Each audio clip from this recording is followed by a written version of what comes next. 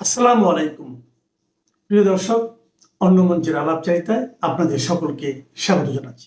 যারা দর্শক রয়েছেন তাদেরকে সালাম, নমস্কার এবং শুভেচ্ছা। আপনি এই মুহূর্তে যে প্রশ্নটা করলেন তা বাংলাদেশ সহ সারা পৃথিবীতে এই আলোচনাটা সবার সামনে চলে আসছে।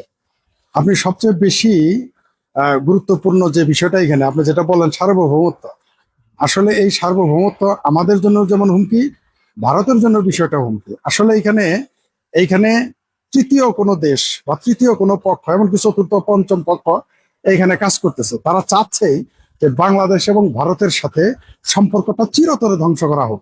এই পরিকল্পনায় তারা এগিয়ে যাচ্ছে, বিশেষ করে যারা ভারত বিরোধী এবং একই সাথে ৭১-এর মুক্তিযুদ্ধ বিরোধী, তারা এটা পরিকল্পিতভাবেই করতেছে যাতে কোনো অবস্থা। আপনি জানেন যে ভারতের জনগণ কখনোই বাংলাদেশ বিরোধী ছিল না, কিন্তু ২০২৪ সালের এই জুলাই সন্ত্রাসের পরে, ৫ই আগস্টের পরে থেকে বাংলাদেশের যারা এই জুলাই সন্ত্রাস ঘটিয়েছে তাদের কারণে ভারতের জনগণ কিন্তু এখন আমাদের নিয়ে ভাবতেছে এবং সেটা নেতিবাচক। আর যেটা আপনি বললেন যে আমাদের যে সীমান্তে, এরা সবই অনুপ্রবেশকারী বাংলাদেশি মুসলমান।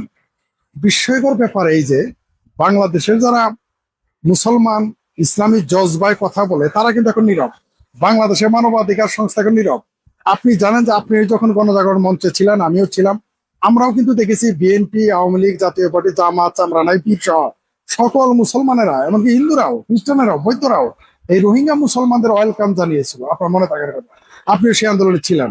আমরা ইমরান সরকারের পাশে ডানে বামে থেকে আমরা এগুলো আন্দোলন, আমরাও সেখানে ছিলাম। কিন্তু আজকে দেখেন ওই ভারতে যারা অনুপ্রবেশ করেছে, এই দরিদ্র নিপীড়িত মুসলমান, তাদেরকে বাংলাদেশ গ্রহণ করতেছে না।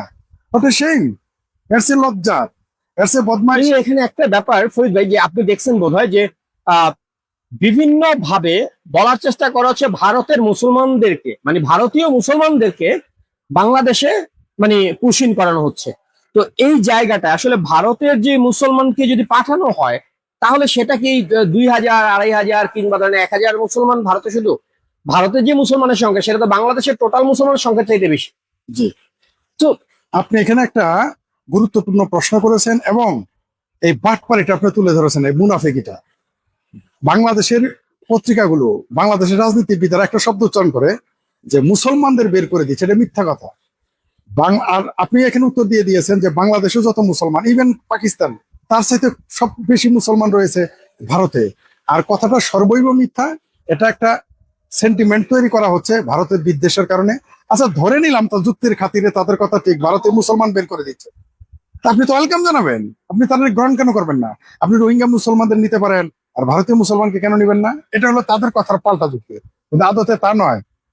বাংলাদেশের যারা ভারত সম্পর্কে বিস্তারিত জানে, বিশদ জানে এবং ভারতের বিভিন্ন রাজ্যে ঘুরেছে, যদি আপনি ১০ জনের নাম নেন, আমি তাদের একজন। আমি নিজে সাক্ষী, এটা তো আমি ২০ বছর আগে থেকে বলে আসতেছি, লিখে আসতেছি যে বাংলাদেশের প্রচুর অনুপ্রবেশকারী আমি নিজের চোখে দেখেছি। আমি দিল্লিতে দেখেছি, নয়ডাতে দেখেছি, ব্যাঙ্গালোরে দেখেছি, কেরালায় দেখেছি, চেন্নাই দেখেছি, কলকাতায় দেখেছি, আসামে তো গিজ গিজ করে বাংলাদেশিতে।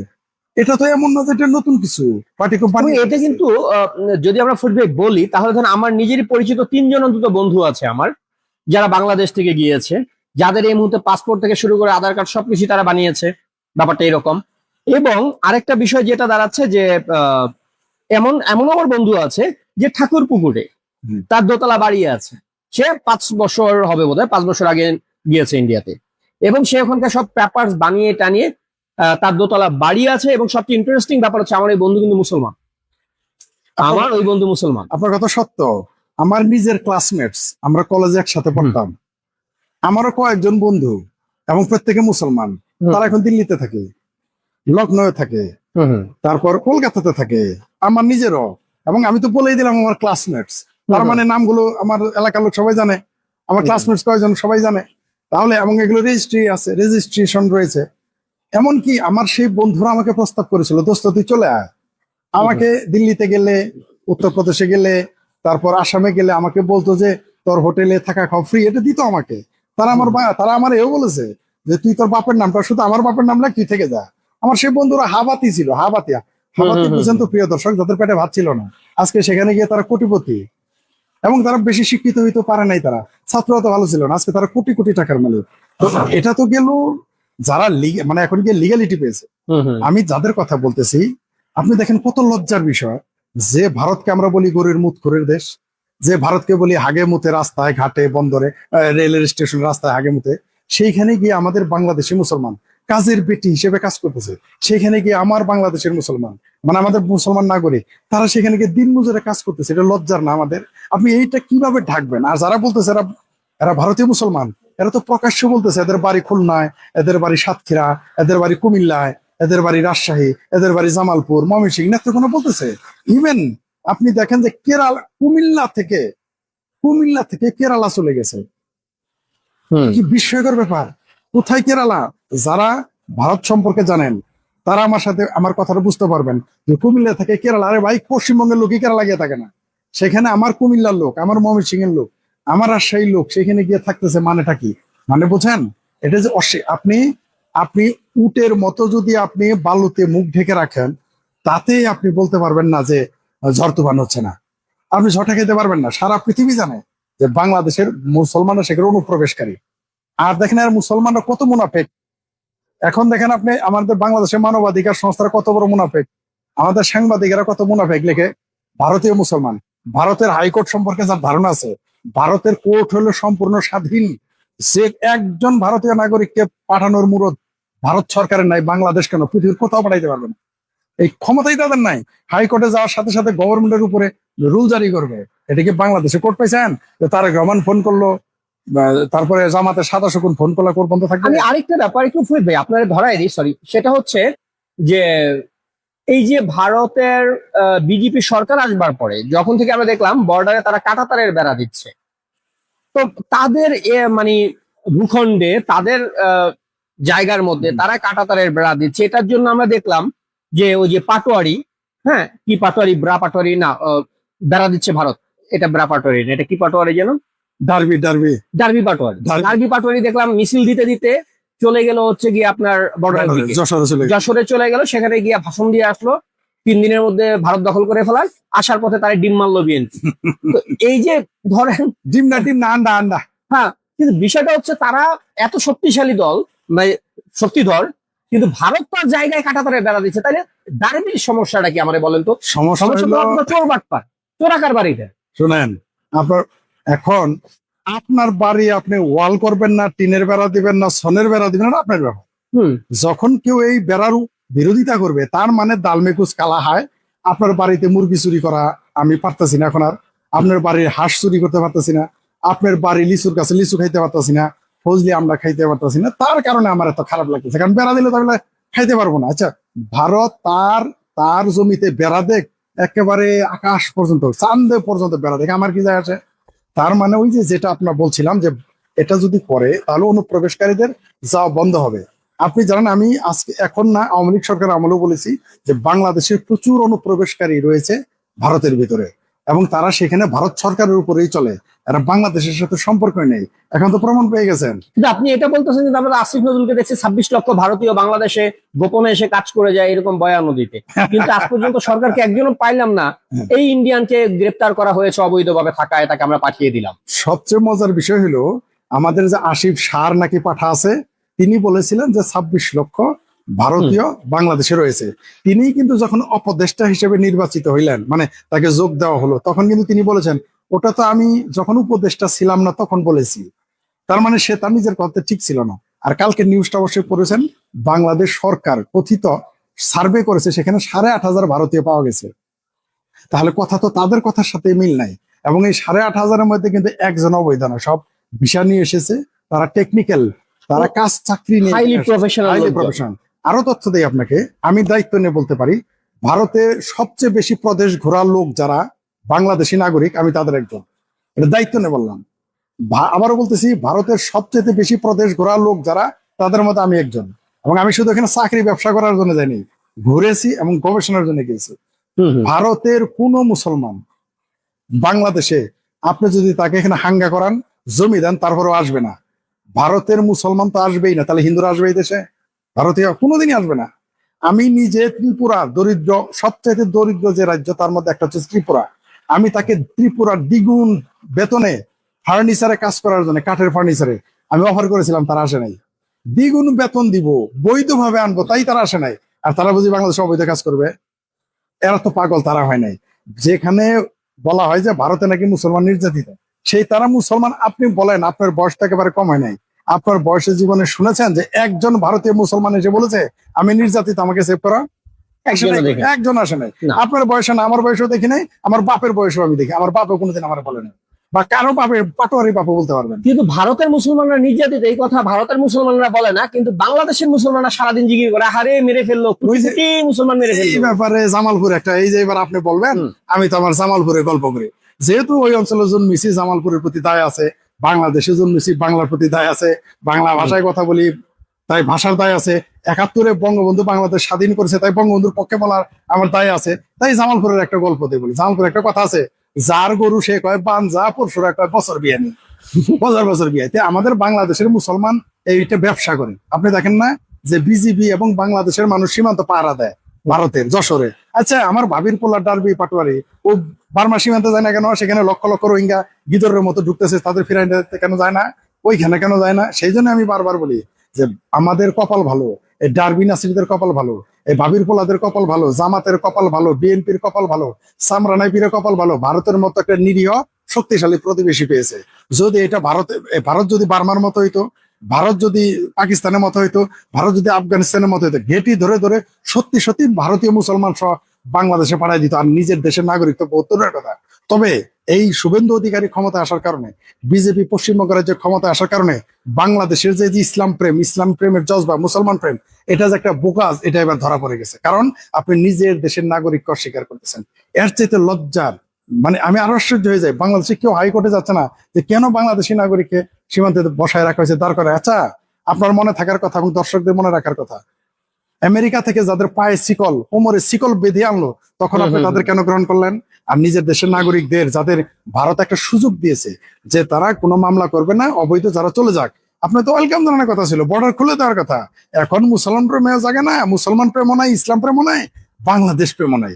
নিজে, অর্থাৎ এরা বিপদে পড়লে নিজের পোলারা অস্বীকার করে, আর কয়দিন পরে নিজের বাপের অস্বীকার করবে, আমার বাপের পোলারা, আর এই সরকার আর কয়দিন পরে অস্বীকার করবে, নিশ্চিত। কিন্তু এটা কি ফরিদ ভাই, আপনার কি মনে হয় না যে কোথাও গিয়ে খুব পরিকল্পিতভাবে ভারত বিরোধী যেই আগ্রাসনটা চালানো হচ্ছে আদর্শিক জায়গা থেকে, মানুষকে যে ধরেন ভারত বিরোধী করে তোলার চেষ্টা, এবং এই পুরো ব্যাপারটার পেছনে পাকিস্তান রয়েছে? কারণ পাকিস্তানের সেনা অফিসারদেরকে তো আমরা প্রতিদিন দেখি বাংলাদেশে বিভিন্ন জায়গায় মিটিং ফিটিং করে বেড়ায়, তারা তাদের বাপদাদার দেশ হিসেবে ঘুরে বেড়াচ্ছে। এবং এই যে নাসিরউদ্দিন পাটোয়ারির মতো যারা, ওরা কিন্তু একটা বার্তা দেওয়ার চেষ্টা করে, সেটা হচ্ছে পারলে ভারত আমাদের দিকে আঙ্গুল তুলুক, আমাদের ভাই আছে ওই পাশে। মানে এইদিকে যদি ভারত কোনোভাবে এদের করে হামলা চালায়, বাংলাদেশ কিছু করে, তাহলে ওই দিক থেকে পাকিস্তান হামলা চালাবে, দুই দিক থেকে হামলা চালায় তারা ভারতকে পদদলিত করবে। আপনি দেখছেন সাবেক সেনা কর্মকর্তারা বলতেছে 10 লাখ রেডি আছে, হ্যাঁ 10 লাখ নিয়ে ভারত দখল করবে তারা। পুরাটাই তো আসলে মূলত পাকিস্তানের প্রেসক্রিপশনের একটা কর্মকাণ্ড। নিঃসন্দেহে শুধু পাকিস্তান না, আপনি বোধহয় ভুলে খেয়াল করতে, মানে এই মুহূর্তে আপনি ভুলে গেছেন, সেগুলো তুরস্ক এর সাথে জড়িত। আপনি জানেন যে এই মুহূর্তে তুরস্ক বাংলাদেশে তুরস্ককে ফুল অ্যাক্সেস দিয়ে দিয়েছে, সেটা পত্রিকায় এসেছে। আর তুরস্ক আরেকটা কাজ করেছে, ঢাকা বিশ্ববিদ্যালয়ের মসজিদ আছে না, সেই মসজিদে 20 কোটি টাকা দিয়েছে। যদিও আপনি অবশ্যই একটা বিষয় জানেন যে রংপুরের পলাশবাড়িতে একটা রামের মূর্তি স্থাপন করবে বলে চিকরাচিকরি শুরু করে দিয়েছে। আচ্ছা, এখানে বাংলাদেশের জনগণ, বাংলাদেশের হিন্দু জনগণ যারা নাগরিক, তারা তাদের টাকায় করবে। ভারত হিন্দু রাষ্ট্র বলেন, তারা বলে না, আমরা বলি ওটা হিন্দু রাষ্ট্র, যে তারা তাদের সহযোগিতা করতেই পারে। কিন্তু তুরস্ক বাংলাদেশে মসজিদ বানানোর 20 কোটি টাকা দিতেছে, কারো চিকরাচিকরি লাগলো না। কিন্তু এই বাংলাদেশ হচ্ছে হিন্দু অধ্যুষিত অঞ্চল ছিল, একদা ছিল, এটা আমরা সবাই জানি, আমাদের পূর্বপুরুষ হিন্দু ছিল না। যেহেতু ইসলামের ধরেন উৎপত্তি এবং বিস্তার সৌদি আরব থেকে, সেখান থেকে অন্যান্য দেশগুলোতে ইসলাম প্রচারের ক্ষেত্রে সৌদি আরব ফান্ড দিয়ে থাকে, সৌদি আরব সবকিছু করে থাকে। এই যে আমাদের যে 560টা মসজিদ যেটা নিয়ে বারবার কথা হয়, সেটাও ওদেরই দেওয়া ফান্ডের, যদিও পরে ফান্ডটা ক্যান্সেল করছিল ওদের পরিকল্পনা, হ্যাঁ ওদের পরিকল্পনায় করা হয়েছিল। তো এই যে আমরা তো প্রতিনিয়তই দেখি ইসলামী দেশগুলো বাংলাদেশে ফান্ড দেয়, মসজিদ বানায়, এটা বানায়, ওটা বানায়। তো ভারতের যেহেতু হিন্দু ধর্ম ভারতের থেকে উৎপন্ন, অবশ্যই, বা সেখানকার, অতএব হিন্দুদের ধর্ম বিকাশের ক্ষেত্রে ভারত যে টাকা দেবে, ভারতের স্বাভাবিক, ধরেন কি বলে, ভারতীয় অ্যাম্বাসেডর সেখানে উদ্বোধন করতে যাবে, এটা খুব নর্মাল ইস্যু। আপনি দেখেন যে ভারত তো এখানে বৈধ জায়গায় বৈধভাবে গেছে। জাপানে তো পাকিস্তানের হাই কমিশনার অবৈধ মসজিদ উদ্বোধন করে, সেটা ভেঙে দিল জাপান সরকার। তো বাংলাদেশের মুসলমান, পাকিস্তানের মুসলমান, সৌদি আরব, কাতার, কুয়েতের মুসলমান বিদেশে গিয়ে কি মসজিদ বানায় না, মাদ্রাসা বানায় না? তাহলে এইখানে এই ভারত অঞ্চল, এখানে নদীর নাম যমুনা, নদীর নাম মেঘনা, নদীর নাম পদ্মা, নদীর নাম ব্রহ্মপুত্র। তাহলে এই যে যে নদী মানে কি, মানেটা কি? নদীর নাম তিস্তা মানে কি সুবর্ণাখালী, এগুলো নদীর নাম। তার মানে এটা তো ভারত, এটা তো আদতে ভারতের অঞ্চল। আপনি দেখেন আপনার ঢাকাতে রামপুরা আছে, রামপুরার শব্দ কি সৌদি আরব থেকে আসছে? ঢাকাতে রামচন্দ্রপুরের নাম দিয়েছে এখন মোহাম্মদপুর। আমার সরিষাবাড়ি একটা জায়গা, মানে আমার এলাকার কথা বলতে, ওখানে রামনগর নাম, তার নাম কেটে বলা হয়েছে আরামনগর। আপনি দেখেন কোথায় রামকৃষ্ণপুর, সারা বাংলাদেশে দেখবেন দুর্গাপুর, রামকৃষ্ণপুর, নেত্রকোনা, তারপর এরকম নাম, হিন্দু নাম সব জায়গায়, অলি গলি কালীবাড়ি তো আপনি গলি গলিতে পাবেন। তাহলে কি বোঝা যায়? এটা তো হিন্দু অঞ্চল ছিল, তো এইখানে রাম থাকবে না। রাম কি সৌদি আরবে গিয়ে রামের মূর্তি বানাবে? ইরানে গিয়ে বানাবে? ইভেন পাকিস্তান, যে পেয়ারা পাকিস্তানের জন্য যত জজবা, সেই পাকিস্তানেই তো রামের পুত্র লব আর কুশের জন্ম সেখানে।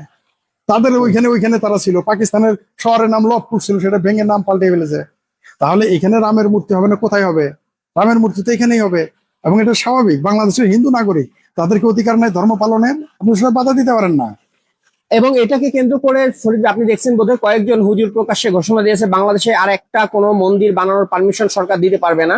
যেই মন্দিরগুলো আছে মানে ব্যক্তিগত ঘরের ভেতরে, আমি গতকাল একটা ভিডিও আপলোড দিয়েছিলাম, স্পষ্ট বলতেছে যে আপনারা পূজা করেন, সমস্যা নাই, ঘরের ভিতরে আপনারা আপনাদের মতো ছোট ছোট মন্দির বানায় পূজা করেন, কিন্তু প্রকাশ্যে কোনো মন্দির বানাইতে গেলে এটার বিরুদ্ধে যা করবার তারা তৌহিদি জনতা মিলে করবে, প্রত্যেকটা মন্দির ভেঙে দেওয়া হবে, প্রকাশ্যে কোনো এটা করতে পারবে না, মানে ঘরের ভিতরে করতে হবে, ঘরের বাইরে না।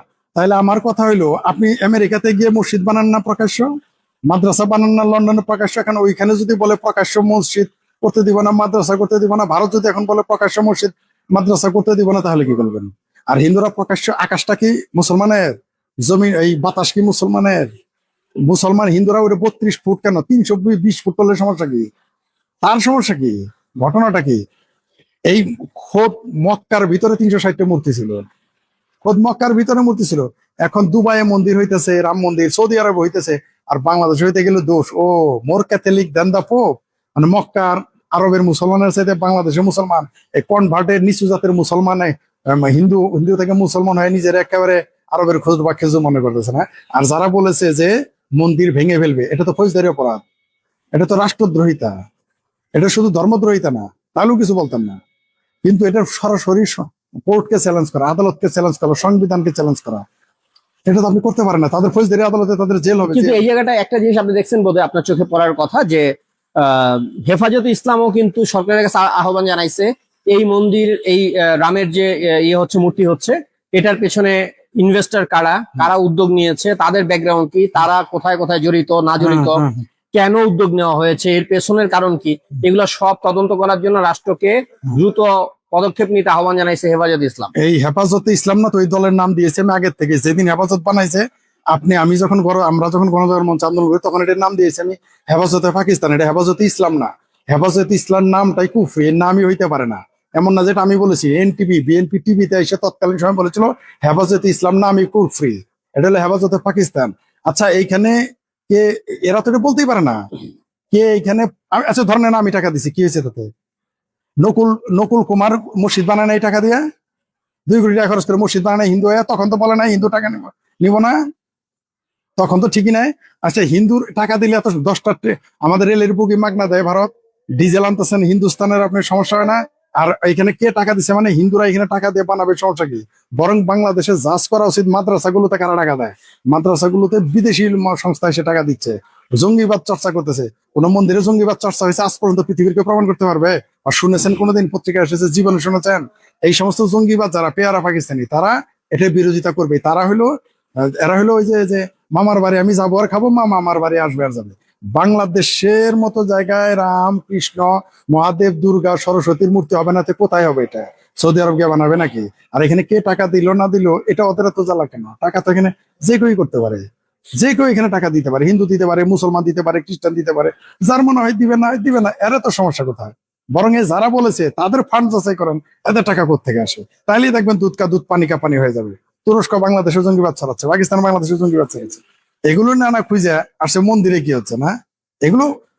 আপনাকে সর্বশেষ একটা প্রশ্ন, এটা বলেই শেষ করছি আমরা, সেটা হচ্ছে এই যে বর্ডার কেন্দ্রিক যে একটা কুৎসিত পরিস্থিতি তৈরি হচ্ছে, ভারতকে উস্কানি দেওয়া হচ্ছে, বারবার যুদ্ধে নামার জন্য বাধ্য করা হচ্ছে একরকম, এই ব্যাপারে বাংলাদেশের আসলে মানুষের যে আইকিউ লেভেল খুবই জঘন্য অবস্থা, আপনার জায়গা থেকে যদি বর্ডার ইস্যুতে কিছু বলতে চান, এবং যারা লাফাচ্ছে এই কি বলে পাকিস্তানের প্রেসক্রিপশনে, পাটোয়ারিদের প্রেসক্রিপশনে যারা লাফাচ্ছে, তাদের ব্যাপারে যদি কিছু বলতে চান, যে আপনি যে ঠিক এই পরিস্থিতি কোথায় গিয়ে থামতে পারে ফাইনালি, খুবই- মারাটা কারা খাবে? একেবারে গুরুত্বপূর্ণ কথা বলেছেন। এই পাকিস্তান তুরস্কের প্রেসক্রিপশনে আমার ভাবির পোলারা সাল্লাই কুত্তার নাম বাঘা, এরা যেভাবে চিৎকার চেঁচামেচি করতেছে, যদি ভারত কোনো কারণে বাংলাদেশে বর্ডার সিল করে দেয়, কোনো কারণে যদি এই যুদ্ধ শুরু হয়ে যায়, আমাদের বাংলাদেশে দুর্ভিক্ষ লেগে যাবে। এই ভাবির পোলাদের গালের গোস্ত, তারপরে পশ্চাৎ দেশ ফুলে মমিষিকে পাউরুটি হয়ে গেছে না, পেট ফুলছে, গাল ফুলছে, এগুলি কিছুই থাকবে না।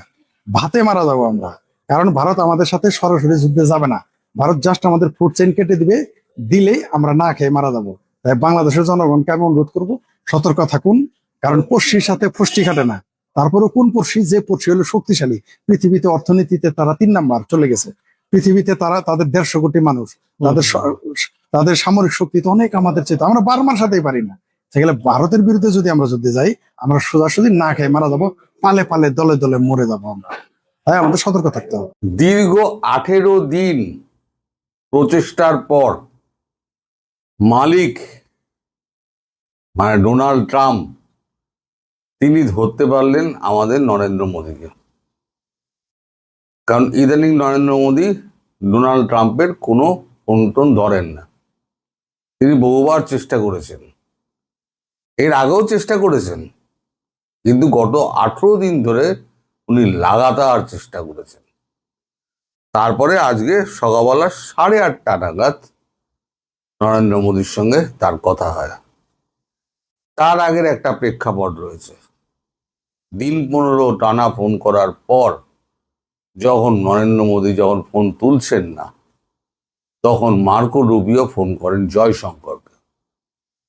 জয়শঙ্করজি তখন কথাবার্তা হয়, তখন উনি অনুরোধ করেন মার্কো রুবিও যে আমাদের প্রেসিডেন্ট একবার মোদিজির সঙ্গে কথা বলতে চান, আপনি দয়া করে প্রেসিডেন্টের ফোনটাকে রিসিভ করতে বলুন, খুব দরকারি কথা আছে। তারপর জয়শঙ্করজি গিয়ে ধরেন নরেন্দ্র মোদীকে, যে মার্কিন প্রেসিডেন্ট আপনার সঙ্গে কথা বলতে চাইছেন, আপনি তার সঙ্গে কথাবার্তা বলছেন না, উনি একটুখানি হয়তো ক্ষোভ প্রকাশ করছেন অথবা অপমানিত বোধ করছেন, একবার ওনার সঙ্গে কথাটা বলুন। আমার মনে হয় কূটনৈতিক সম্পর্ক ছিন্ন করাটা উচিত নয়। এই সব বলার পর তারপর নরেন্দ্র মোদী বলেন ঠিক আছে, ফোন করতে বলুন আগামীকাল। তা আজকে মানে ওদের সময় তো গতকাল, আমাদের সময় আজকে ফোন করেছেন সকালবেলা 8:30, মানে আমেরিকায় তখন গভীর রাত। এখন ফোন করে কথা হয়েছে সেটা 15 থেকে 17 জুন ফ্রান্সের এভিয়েন লে বে শহরে G7 শীর্ষ সম্মেলন অনুষ্ঠিত হচ্ছে। এই যে ফ্রান্সে যে শীর্ষ সম্মেলন অনুষ্ঠিত হচ্ছে, সেখানে ভারত কিন্তু G7 এর কিন্তু অংশ নয়। G7 এর অংশ কারা আমি আপনাদের বলে দিচ্ছি। G7 এর অংশ হচ্ছেন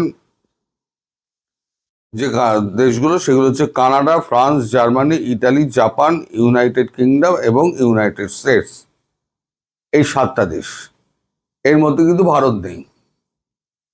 কিন্তু ভারত এশিয়ার মধ্যে এখন একটা শক্তিধর রাষ্ট্র, তাকে G7 এ আনার জন্য প্রচুর চেষ্টা চালাচ্ছে এবং প্রতিবার G7 এ কিন্তু আমন্ত্রণ পেয়ে মোদি যান। ইদানিংকালে যেখানেই ডোনাল্ড ট্রাম্প যাচ্ছেন, খবর পাচ্ছেন নরেন্দ্র মোদী আর সেদিক মারাচ্ছেন না, কারণ ওনার সঙ্গে মুখোমুখি হবেনই না। কি বলতে কি বলে দেবেন তখন তো আর বলা যায় না। যার জন্য ওনার ফোনও রিসিভ করেন না, ওনার সঙ্গে দেখা সাক্ষাৎও করেন না, কারণ মানুষটাকে ভরসা আর নরেন্দ্র মোদী করেন না। নরেন্দ্র মোদী যার উপরে ভরসা উঠে যায় তাকে আর দ্বিতীয়বার ভরসা করবেন না। যেমন তারেক রহমানের উপরে ভরসা উঠে গেছে, আর ভরসা করবেন না। তো যাই হোক, তো জয়শঙ্করজি বলার পর তারপর তো 8:30টার সময় ফোন করেন। তো উনি ভালো মন্দ দু চারটে কথা, ভালো কথাই হয় আর কি, কেমন আছে অমুকায় তমুকায়। তখন উনি ফোন করে অনুরোধ করেন ট্রাম্প যে G7-এ আপনি আসছেন, আপনি এলে পরে সাইড লাইনে আপনার সঙ্গে আমার কিছু কথা আছে। তখন নরেন্দ্র মোদীর সঙ্গে কি কথাবার্তা হয়েছে দেখুন, এগুলো তো আমরা জানতে পারবো না। এই খবরগুলো একেবারে ভেতরের খবর, এই কোনোদিনই কেউ জানতে পারবে না। কিন্তু ভারত যেটা আটকে আছে সেটা হচ্ছে বাংলাদেশ ব্যাপারে, বাংলাদেশের ব্যাপারে আমেরিকার যে হস্তক্ষেপ এবং এশিয়ার মধ্যে ঢোকার জন্য তার যে একটা গোঁ চেপেছে মার্কিন যুক্তরাষ্ট্রে, সেটা ভারত, চীন, রাশিয়া কোনোভাবেই মেনে নিচ্ছে না। আপনাদের মনে থাকতে পারে কদিন আগে রাশিয়ার প্রেসিডেন্ট ভ্লাদিমির পুতিন একটা প্রকাশ্য সম্মেলনে বলেছিলেন যে মার্কিন যুক্তরাষ্ট্র যেভাবে ভারতের উপর প্রেশার সৃষ্টি করছে সেটা ঠিক নয়। এটা কিন্তু পুতিন পরিষ্কার বলে দিয়েছিলেন, ভারত একা নয়, এটাকে যদি কেউ ভাবে তাহলে সে ভুল ভাবছে।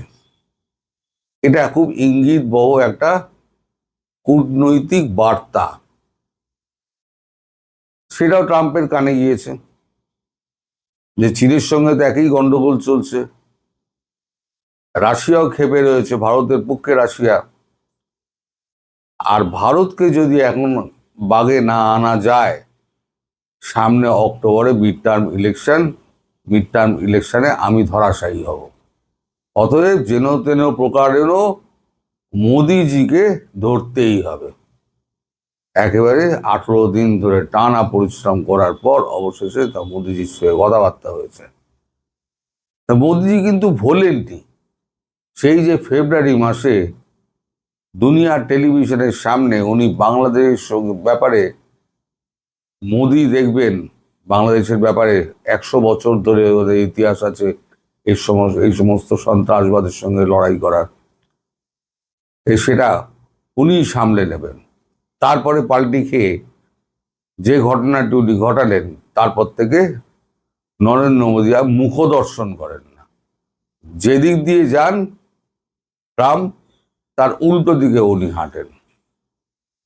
একবার হোয়াইট হাউসে ডেকেছিলেন, কোথায় একটা কি মিটিং ছিল এখন ভুলে গিয়েছি, ফেরার পথে ওয়াশিংটন ঘুরে আসার একটা আমন্ত্রণ জানিয়েছিলেন। ট্রাম্প এরকম মালিক, মানে ভেতরে ভেতরে এরম বদমাইশি বুদ্ধি, সেখানে ডেকে রেখে দিয়েছিলেন শাহবাজ শরীফ আর ওই আমাদের আসিম মনিরকে, পাকিস্তানের দুজনকে। তা মোদি সেই খবরটা পেয়ে যান যে আমি যখন কথা বলবো তখন দুজনকে সামনে এনে হাজির করে দেবে, তারপরে কি লিখতে না কি লিখবে, তখন আমি পেছে পড়ে যাব। তার থেকে সোজা উনি একেবারে ওই অনুষ্ঠান জায়গা থেকে সোজা ভারতে ফিরে আসেন, উনি আর ওয়াশিংটন ডিসি মুখ হয় না। আর এর মধ্যে এতদিন হয়ে গেল, 1.5 বছর প্রায় হয়ে গেল, ট্রাম্পের সঙ্গে কোনো কথাবার্তা নেই, কোনো যোগাযোগ নেই। ট্যারিফ ফ্যারিফ বড় ব্যাপার নয়, ও গোলমাল মিটে যাবে। কিন্তু বাংলাদেশ ইস্যুতে যে ধাক্কা ট্রাম্প দিয়েছেন, সেই ধাক্কা কিন্তু মোদিজি সামলাতে বেশ সময় লাগছে। মোদিজি বড় ধাক্কা খেয়েছেন। ট্রাম্পকে বিশ্বাস করতেন, ট্রাম্পের জন্য একেবারে গলা জলে নেমেছিলেন ট্রাম্পকে জেতানোর জন্য। সেই ট্রাম্প যে ব্যাকস্ট্যাবিং করবেন সেটা মোদিজি ভালো করে মেনে নেননি।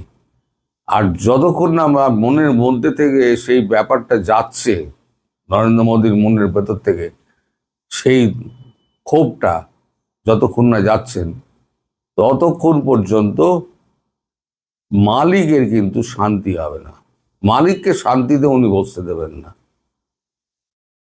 এখন দেখা যাক, আমরা তো এখন ভেতরের খবর জানবো না, কালকে আপনারা নিশ্চয়ই খবরের কাগজে জানতে পারবেন যে ট্রাম্প মোদির দেখা হবে 15 থেকে 17 জুনের মধ্যে ফ্রান্সে, যে G7 এর বৈঠক, সেখানে বিশেষ আমন্ত্রিত ভারত, সেখানে যান কিনা এবং গেলে সাইড লাইন বৈঠকে বসবেন কিনা। হয়তো কথা হয়েছে, হয়তো উনি সাইড লাইন বৈঠকে বসবেন, কিন্তু মেন মুদ্রা যেটা হচ্ছে, আসল যেটা কারণ, মানে আসল যেটা বলা যায় উল্লেখিত অনুল্লেখিত বিষয়, সেটা হচ্ছে বাংলাদেশ। এই বাংলাদেশ কেন্দ্রিক ব্যাপারটাকে নিয়েই কিন্তু মোদির সঙ্গে ট্রাম্পের কথা হবে। আর মোদির একই কথা, এখান থেকে পা তোলো, তারপরে কথা হবে। ওই ট্যারিফ ফ্যারিফ সব বাদ চলে যাবে, তার আগে ও কিচ্ছু হবে না। আগে বাংলাদেশ থেকে পা তোলো। আর ওই যে মনের মধ্যে যে খায়েশ আছে না, এশিয়ার দেশগুলোর উপরে নজরদারি করব, ওই খায়েশটা মন থেকে মুছে ফেলো, তারপরে যা করার করা যাবে। অর্থাৎ ঘটনা যেদিকে যাচ্ছে, ট্রাম্পের কিন্তু আর উপায় নেই মোদির পায়ে পড়া ছাড়া এবং বাংলাদেশ থেকে পা উঠানো ছাড়া। আর বাংলাদেশ থেকে যদি ট্রাম্প একবার মুখে বলে দেন, আর কার্যক্ষেত্রে সেটা যদি প্রতিফলিত হয় যে বাংলাদেশ থেকে হটে যাচ্ছে, তাহলে ওই আগামী 2 মাস বললাম, ওই 2 মাসের জায়গায় 2 মাস 2 দিন হবে না, শেখ হাসিনা ফিরে যাবেন।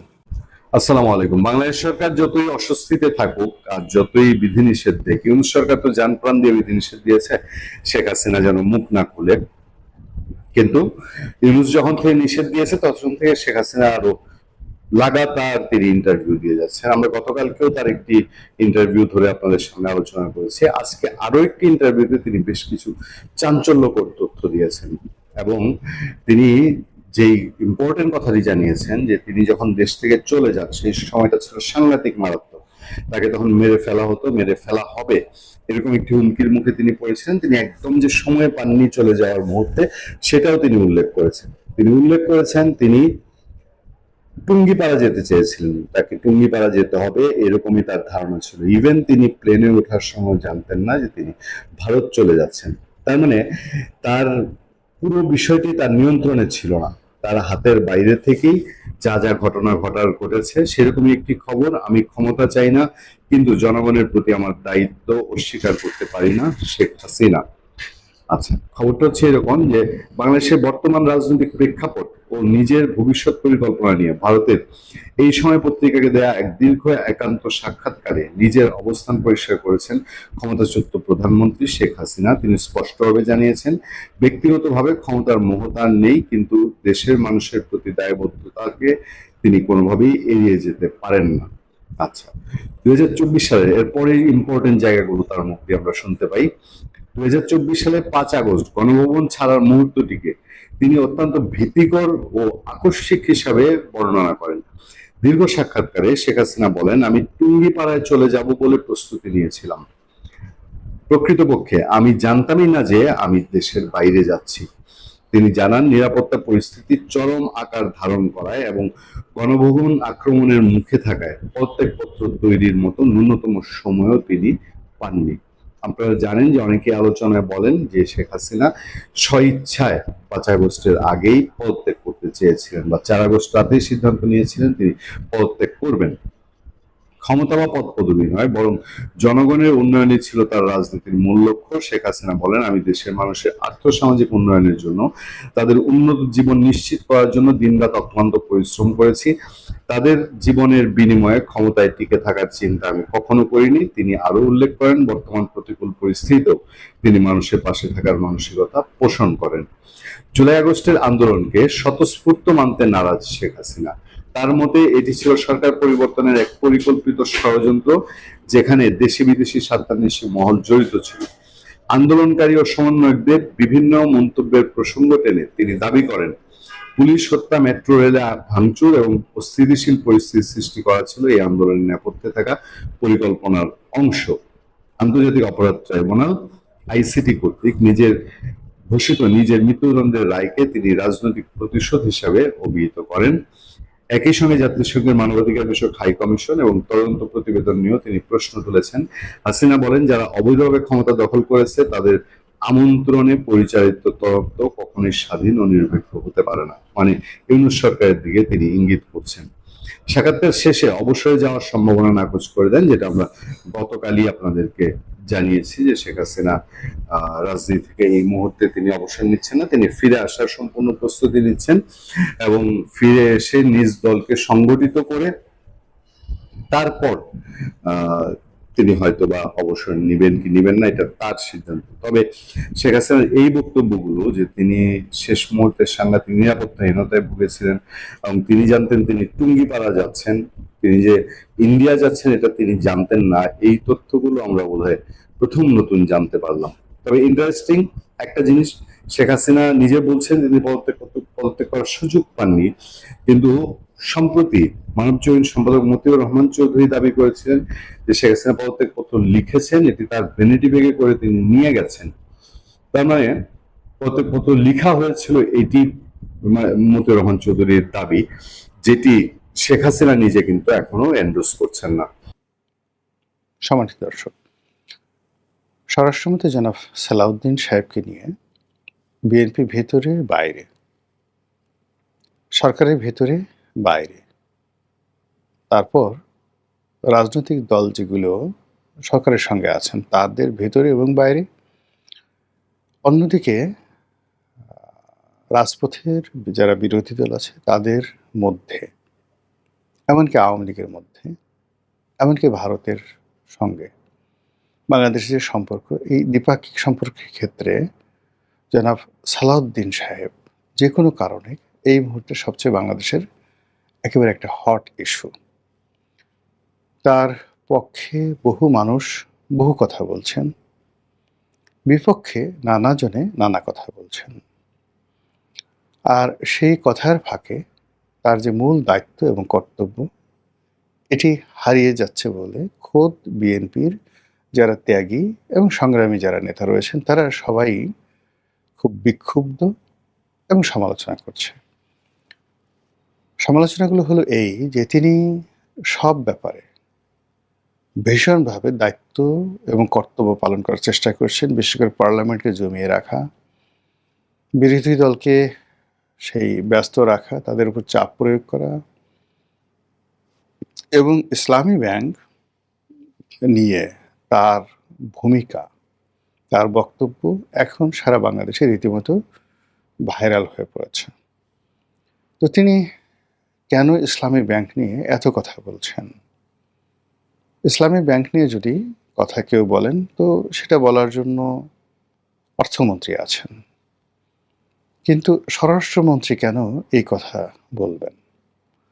আর পার্লামেন্টে তিনি অ্যাজ ইফ সংসদ নেতা অথবা সংসদের উপনেতা সেই হিসেবে তিনি দায়িত্ব পালন করছেন এবং সব ব্যাপারে জনাব তারেক রহমান সাহেবের মেন্টর হয়ে অ্যাজ ইফ জনাব তারেক রহমান সাহেব যে কথাগুলো বলতে চান বা বলা উচিত, অথবা তারেক রহমান সাহেব সেই কথাগুলো হয়তো তাকে দায়িত্ব এবং কর্তব্য দিয়েছেন, এইরকম একটা কর্তৃত্ব নিয়ে, আত্মবিশ্বাস নিয়ে তিনি যেভাবে কথা বলছেন, এটা বিএনপির যারা লোকজন রয়েছেন তারা না সহ্য করতে পারছেন, না হজম করতে পারছেন, আবার না প্রশংসা করতে পারছেন।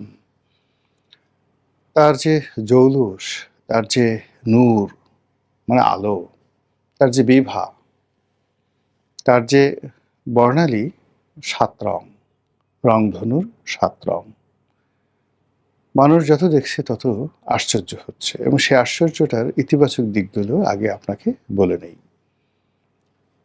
প্রথমত, হি ইজ ওয়েল ড্রেসড। তিনি যাই পরেন অসাধারণ সুন্দর লাগে, পাজামা পাঞ্জাবি, তার উপর যদি আবার কোটি পরেন সেক্ষেত্রে তার যে সুপুরুষ, তিনি যে দেখতে সুন্দর, অন অ্যাভারেজে বাংলাদেশের মানুষ এত সুন্দর হয় না। এমনকি আপনি ভারতের পার্লামেন্টে, পাকিস্তানের পার্লামেন্টে বা সরকারে আমাদের সালাউদ্দিন সাহেবের মতো এরকম লম্বা চওড়া সুঠাম দেহি, চমৎকার করে কথা বলেন ইংরেজিতে, বাংলাতে এবং মাঝে মধ্যে উর্দু এবং আরবি অন্যান্য যে ভাষার আকর্ষণীয় কিছু শব্দমালা তিনি তার বক্তব্যে সংযুক্ত করে যেভাবে জাতির সামনে উপস্থাপন করেন, ওটা আওয়ামী লীগের লোকের মধ্যে কাউকে দেখা যেত না।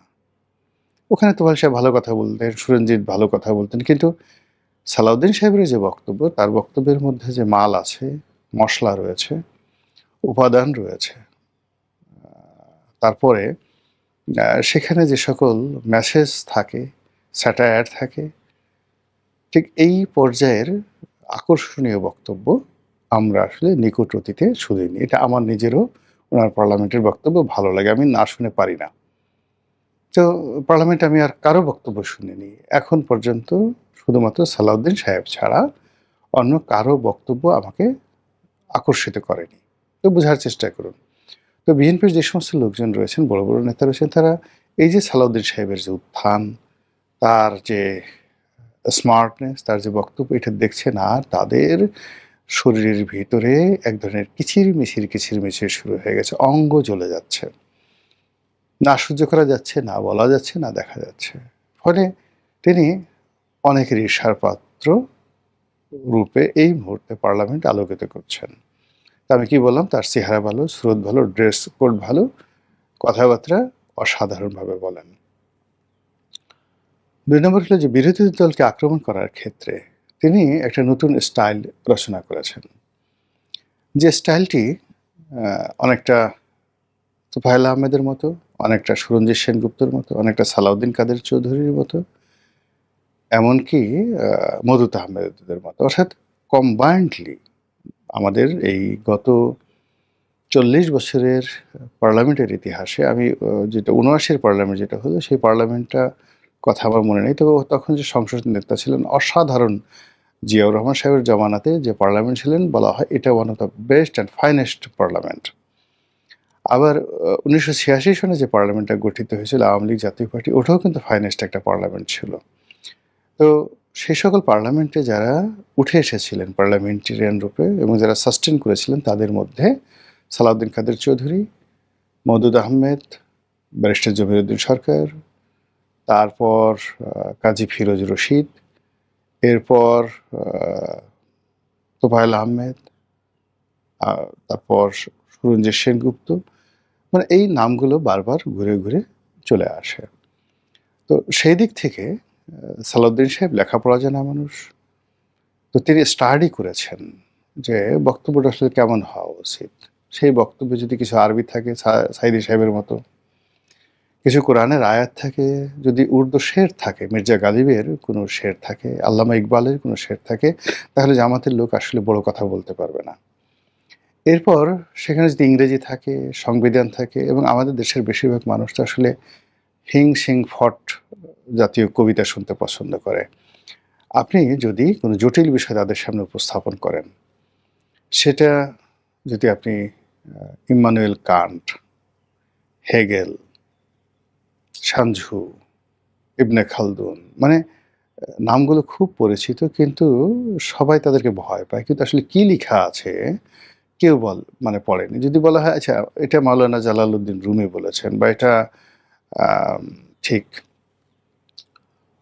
ম্যাকিয়াভেলি বলেছেন, চাণক্য বলেছেন, এগুলো আমাদের দেশে অ্যাভেলেবল। কিন্তু যদি বলা হয় এই ন্যারেটিভটা মার্কাস অর্লিয়াস বলেছেন, রোমান সম্রাট মার্কাস অর্লিয়াস বলেছেন, এটা রাতারাতি উত্তর দেওয়া খুবই একটা কঠিন একটা বিষয়, যেটা বর্তমান সংসদে বিএনপির মধ্যে এবং জামাতের মধ্যে নেই বললেই চলে। নেই বলে মানে কেউ নেই, নো ওয়ান। তো সেই দিক থেকে এই জিনিসগুলো সালাউদ্দিন সাহেবের স্টাডি আছে এবং উনি জানেন, এবং এই কথাগুলো উনি বলা শুরু করেছেন। ফলে তিনি যখন কথা বললেন, তখন পার্লামেন্ট একেবারে স্তব্ধ হয়ে থাকে, সবাই চুপচাপ হয়ে থাকে। এক পক্ষ তালি বাজায়, আর এক পক্ষ গালে পারে তো নিজের গাল নিজে কামড় মারে। থাপ্পড় মারার কথা বললাম না, গালের উপর কিটপিট করে দাঁত খিমচে দিতে থাকে। তো সেই দিক থেকে তার যে এই যে কর্মকাণ্ড, এটা আপনি প্রশংসা করবেন না কি করবেন সেটা আপনার ব্যক্তিগত বিষয়, বাট বর্তমান প্রেক্ষাপটে পার্লামেন্টের যে যোগ্যতা, পার্লামেন্টের যে নূর আলো, অন্যান্য মেম্বার অফ পার্লামেন্টের যে অ্যাক্টিভিটিস, তার থেকে আসলে উনি একেবারে ব্যতিক্রম। মানে কেবল প্রধানমন্ত্রী নয়, আরও বড় কিছু হওয়ার মতো যোগ্যতা তার রয়েছে বলে সবাই মনে করছেন, এবং ওইভাবেই তাকে আবার যাতে মানে তাকে এমন কিছু প্রশংসা করলে যাতে প্রধানমন্ত্রী বেজার হন, ওইভাবে মানুষজন কথাবার্তা বলার চেষ্টা করছে। দ্বিতীয়ত যে বিষয়টি হলো যে নেতিবাচক যে বিষয়, সেই নেতিবাচক বিষয় সঙ্গত কারণেই ভারতের সঙ্গে তার একটা সম্পর্ক, সেই সম্পর্ক নিয়ে কানাঘুষা হয়। তাকে সালাউদ্দিন, তাকে শিলং সালাউদ্দিন বলে তার প্রতিপক্ষরা গালাগালি করে। সালাউদ্দিন সাহেব নিজেও এটা ওয়াকিফল। তাকে জনাব এস আলম সাহেবের মেন্টর হিসেবে মনে করা হয়। এস আলম সাহেবের সঙ্গে তার সম্পর্কের সাথে যে একটা যোগ আছে এবং তিনি যে কোনোভাবে এস আলমকে প্রোটেক্ট করতে চান, এটা তার যারা বিরোধী পক্ষ নানাভাবে তাকে উত্ত্যক্ত করে এবং সোশ্যাল মিডিয়াতে তাকে এবং তার পরিবারকে নিয়ে, ছেলেকে নিয়ে, অন্যান্য যারা আত্মীয় স্বজন আছে, এমনকি তার কন্যা সন্তান, তার স্ত্রীকে নিয়ে নানা রকম কুৎসা রটনা করে বট বাহিনী। এই জন্য তিনি বিরক্ত এবং এই বট বাহিনীর বিরুদ্ধে ব্যবস্থা নেওয়ার জন্য তিনি ইতিমধ্যেই কঠোর পদক্ষেপ নেবেন, নতুন আইন তৈরি করবেন, সাইবার সিকিউরিটি ল, এটি নিয়ে তিনি ভয় দেখাচ্ছেন। আর যেটি বাস্তব সেটি হলো এত সব কাজকর্ম করতে গিয়ে তিনি দল সামাল দিচ্ছেন, প্রধানমন্ত্রীর মেন্টর হিসেবে তার কি করা উচিত সেই বিষয়গুলো বুদ্ধি দিচ্ছেন। এমনকি যেমন ধরুন নুরু, রাশেদ, জুনায়েদ সাকি, তারপর মানে এই বাইরে থেকে যারা মন্ত্রী হয়েছেন এবং বিএনপির সঙ্গে যাদের সংযোগ ঘটেছে, এই পুরো সংযোগটাই আসলে জনাব শতভাগ সালাউদ্দিন সাহেবের মানে মেন্টরশিপে হয়েছে। তো কাজেই গণ অধিকার পরিষদের নুরুর বা নুরুর একসময় সেক্রেটারি রাশেদের কিংবা জুনায়েদ সাকির, শাহাদত হোসেন সেলিম যিনি বিএনপিতে যোগদান করেছেন নিজের দল এলডিপি বন্ধ করে, তারা ইত্যাদি সহ নাহিদ, সার্জিস, এদের সাথে যে সম্পর্ক, বিএনপির যে সম্পর্ক, এই টোটাল পলিটিক্যাল বিষয়টা আসলে ইচ্ছাই হোক অনিচ্ছাই হোক, কারণে হোক অকারণে হোক, গত 2 বছর যাবৎ সালাউদ্দিন সাহেব ডিল করছেন। এর আগে ভারত থেকে তিনি এই বিষয়গুলো ডিল করেছেন আর এখনও তিনি এই বিষয়গুলো ডিল করেন। যেমন ধরেন প্রধানমন্ত্রীর সঙ্গে কারো একটা সরাসরি বৈঠক করা দরকার, এই রাজনৈতিক অঙ্গনের লোকজন তারা কিন্তু দৌড়ে সালাউদ্দিন সাহেবের কাছে যান। তো সালাউদ্দিন সাহেব আবার সেটা টেলিফোন করে প্রধানমন্ত্রীর সঙ্গে তার বসার ব্যবস্থা করে দেন, ইত্যাদি ইত্যাদি নানা ঘটনা আসলে তাকে ব্যস্ত থাকতে হয়। আর যেহেতু তার একটা স্বপ্ন, মানে যে কোনো সময় হয় কি মানুষের মধ্যে সেলিব্রিটি হওয়ার যে স্বপ্ন, এবং কেউ যদি কোনো কারণে সেলিব্রিটি হয়ে যায় তা রক্ষা করার জন্য মানুষ ঘর ছাড়ে, সংসার ছাড়ে, প্রেম প্রীতি ভালোবাসা সব কিছু ছেড়ে দেয়। টেলিভিশনে মুখ দেখাতে হবে, মানুষজন আলাপ আলোচনা করতে হবে, আমাকে লোকজন প্রশংসা করবে, এই বাহবা পাওয়ার জন্য, তালি পাওয়ার জন্য মানুষ প্রধানমন্ত্রীর পদ ছেড়ে দেবে, রাষ্ট্রপতির পদ ছেড়ে দেবে, এমনকি আরও অনেক কিছু। তো সেই দিক থেকে সরকারের মধ্যে এখন সবচেয়ে মিডিয়ার কভারেজ পেয়েছে জনাব সালাউদ্দিন সাহেব। আর এই কাজগুলো তাকে করার জন্য প্রতিটি মুহূর্তে তার ভাষা, তার মানে তাকে সেই ধরনের ন্যারেটিভ তৈরি করতে হয় যে ন্যারেটিভ মুহূর্তের মধ্যে ভাইরাল হয়ে যায়। আর এই কাজগুলো করতে গিয়ে তার যে সমস্যাগুলো হয়, তিনি তার যে মন্ত্রণালয়, সবচেয়ে বড় মন্ত্রণালয়, ইফেক্টিভ স্বরাষ্ট্র মন্ত্রণালয়, যার আন্ডারে ধরেন বর্ডার সিকিউরিটি ফোর্স, বিজিবি আছে, পুলিশ আছে, আনসার আছে, পাসপোর্ট অধিদপ্তর আছে, ফায়ার ব্রিগেড এবং সিভিল সার্ভিস আছে। এরপর এই পাসপোর্টের যে অফিসগুলো, বিদেশি যে মিশনগুলো আছে, সব মিশনগুলোতে স্বরাষ্ট্র মন্ত্রণালয়ের একটা বড় উইংস রয়েছে যারা ওখানে পাসপোর্ট ইস্যু করে। ওটা কিন্তু রাষ্ট্রদূতের অধীন নয়, তার মন্ত্রণালয়ের অধীন। ফলে এই মন্ত্রণালয়ের যে কর্মকাণ্ড, এর বাইরে এনএসআই আছে। তো এনএসআই এর যে এটা সরাসরি প্রধানমন্ত্রীকে রিক্রুট মানে রিপোর্ট করে, কিন্তু স্বরাষ্ট্রমন্ত্রী এখানে একটা কোঅর্ডিনেশন আছে। এরপরে আপনার যাকে বলা হয় আন্তঃমন্ত্রণালয়ে অনেকগুলো ভেটিং রয়েছে। স্বরাষ্ট্র মন্ত্রণালয়ে কিন্তু মেট্রোপলিটন কোর্টে যে সকল মামলা হয়, রাষ্ট্রের যে জিআর মামলা হয়, সেই জিআর মামলাগুলো স্বরাষ্ট্রমন্ত্রীর সঙ্গে নেগোশিয়েট করে বা মন্ত্রণালয়ের সঙ্গে নেগোশিয়েট করে এই কাজগুলো করতে হয়, এবং এখানে তাদের অনেকগুলো ম্যাজিস্ট্রেটও নিয়োগ দিতে হয় স্বরাষ্ট্র মন্ত্রণালয়। এই জিনিসগুলো মানে সব কিন্তু আইন মন্ত্রণালয়ের নয়। এই বিষয়গুলো কিন্তু তাকেই দেখাশোনা করতে হবে, বিশেষ করে যে সকল সিএমএম এবং সিজিএম যে সকল আদালত রয়েছে, এই সকল আদালতের জিআর মামলাগুলো, সেই জিআর মামলাগুলোর পুরোটাই আসলে স্বরাষ্ট্রমন্ত্রীর মামলা করা, দেওয়া, প্রত্যাহার করা, এগুলো তার মন্ত্রণালয়ের কাজ। বিশাল একটা দায় দায়িত্ব রয়েছে, যদিও এগুলো আইন মন্ত্রণালয় অনেকটা করে, কিন্তু ভেটিংটা থাকতে হয়। আইন মন্ত্রণালয় শুধু ভেটিংটা দেয়, মতামতটা দেয়, কিন্তু কাজটা করতে হয় স্বরাষ্ট্র মন্ত্রণালয়কে। এবং এই জন্য তাকে জেলা প্রশাসকের সঙ্গে সমন্বয় রাখতে হয়। প্রত্যেকটা জেলা পরিষদ, থানা তো উপজেলা পর্যায়ে সবই আছে। ইটস এ হিউজ জব, এটা আনবিলিভেবল। এই মন্ত্রণালয়ের দায়িত্ব এই মুহূর্তে বাংলাদেশে সবচেয়ে বেশি। তো সেই বেশি কাজটি তিনি আসলে করতে পারছেন না।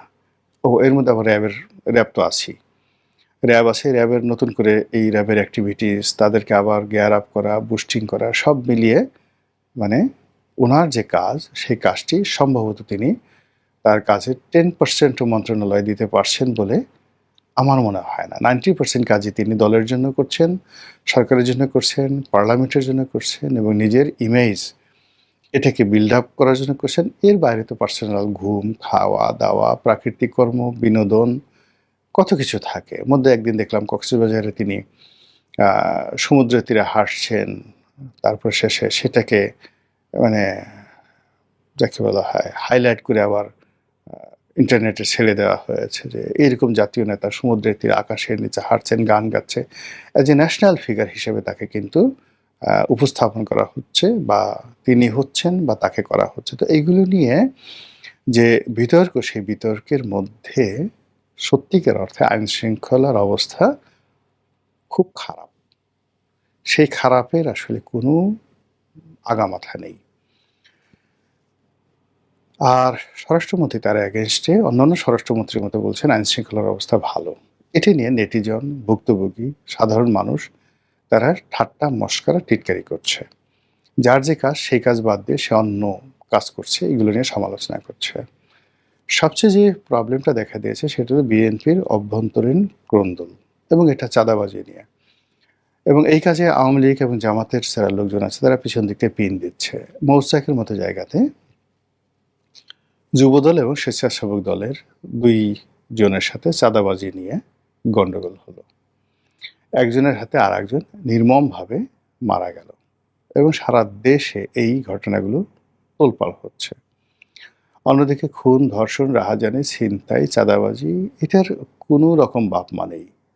রাষ্ট্রের প্রতি, পুলিশ বাহিনীর প্রতি মানুষের যে বিশ্বাস এবং আস্থার যে জায়গাটি যেভাবে চির ধরেছে, এটা অকল্পনীয়। এই অবনতিটা অকল্পনীয়।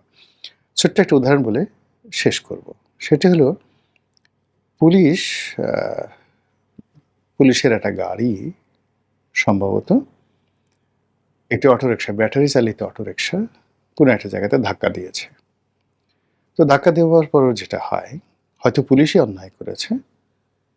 এখন পুলিশ বের হয়ে হয়তো বলছে, এই তোর লাইসেন্স কোথায়, বা এখানে কি। এবং এই ঘটনায় এই ব্যাটারি চালিত রিক্সাওয়ালারা তারা যেভাবে পুলিশের গাড়ি পুড়িয়েছে, যেভাবে গাড়ি ভাঙচুর করেছে, পুরায় নাই, যেভাবে গাড়ি ভাঙচুর করেছে, ভয়ে পুলিশের ধারের কাছে আসেনি, ভেঙে চুরে চুরমার করে দিয়েছে। সেই যে মানে কি বলবো, লগি এবং বৈঠা যে আন্দোলন, সেই আন্দোলনের সময় যেভাবে সাপের মতো করে লাশ মানুষকে পিটিয়েছিল আওয়ামী লীগের লোকজন, ওইভাবে পুলিশের গাড়ি আবার এই সালাউদ্দিন সাহেবের জামানাতে ব্যাটারি রিক্সাওয়ালারা সেভাবে পেটালো। পুলিশ সেখানে ভয়ে পালিয়ে চলে গেল। একের পর এক আওয়ামী লীগ মিছিল করছে, পুলিশ বাধা দেওয়া তো দূরের কথা, ক্ষেত্র বিশেষে তাদেরকে জায়গা করে দিতে হচ্ছে। বিএনপির মধ্যে অভ্যন্তরীণ দ্বন্দ্ব এবং সংঘাত হচ্ছে, জামাতের মধ্যে অভ্যন্তরীণ দ্বন্দ্ব এবং সংঘাত হচ্ছে, এবং এই সময়টাতে মাত্র 100 দিনে যে পরিমাণ খুন হয়েছে, ধর্ষণ হয়েছে, যেটা টিআইবি রিপোর্ট করেছে, এটা অতীতের সকল রেকর্ড ব্রেক করেছে। এখন আপনি টিআইবিকে গালাগাল করতে পারেন, যা কিছু করতে পারেন, কিন্তু ঘটনা তো ঘটছে। আর মানুষের ইমান বলতে গেলে টলটল করছে। এই সরকার কয়দিন থাকতে পারবে? আর ইউনূস সাহেবের সরকারের যে পতন, সেই পতনের 1 নম্বর এবং প্রধানতম কারণ ছিল এই মববাজি আর আইন শৃঙ্খলা পরিস্থিতি নিয়ন্ত্রণ করতে না পারা। এটি ইউনূস সাহেবের চাইতে বর্তমান জামানাতে আরও অবনত হয়েছে। কাজেই কেন সালাউদ্দিন সাহেবকে মানুষ প্রশংসা করবে? জাহাঙ্গীর সাহেব তো আর যা হোক না কেন, সে আগে মানে স্বরাষ্ট্র উপদেষ্টা ছিলেন, লেফটেন্যান্ট জেনারেল জাহাঙ্গীর সাহেব। তো তিনি ভালো মানুষ ছিলেন, ঘুষ দুর্নীতিতে কোনো অভিযোগ ছিল না, এসালাম ঠেসালাম ভারতের কারোর সাথে কিছু ছিল না, সরল সোজা মানুষ ছিলেন। এই বাবু তুমি বিয়ে করছো, তোমার এই কি ইত্যাদি ইত্যাদি কথাবার্তা বলতেন। নেহাত একজন ভদ্রলোক মানুষ, ফলে তার সাথে আসলে কেউ রাগ করে থাকতে পারতো না।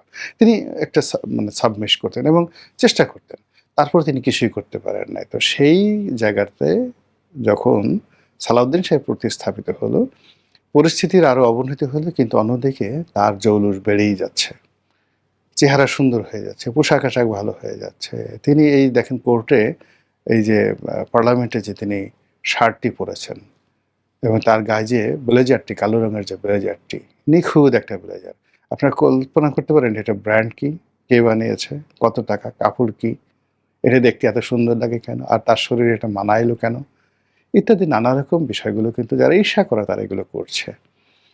এবং এর প্রেক্ষিতে হয়তো কিছু তালি হচ্ছে, কিছু ঈর্ষা হচ্ছে, কিন্তু সরকারের কিন্তু 12টা বেজে যাচ্ছে। মহান আল্লাহ আমাদের সবাইকে হেদায়েত দান করুন, হেফাজত করুন। আসসালামু আলাইকুম রহমতুল্লাহি ওয়া বারাকাতুহু।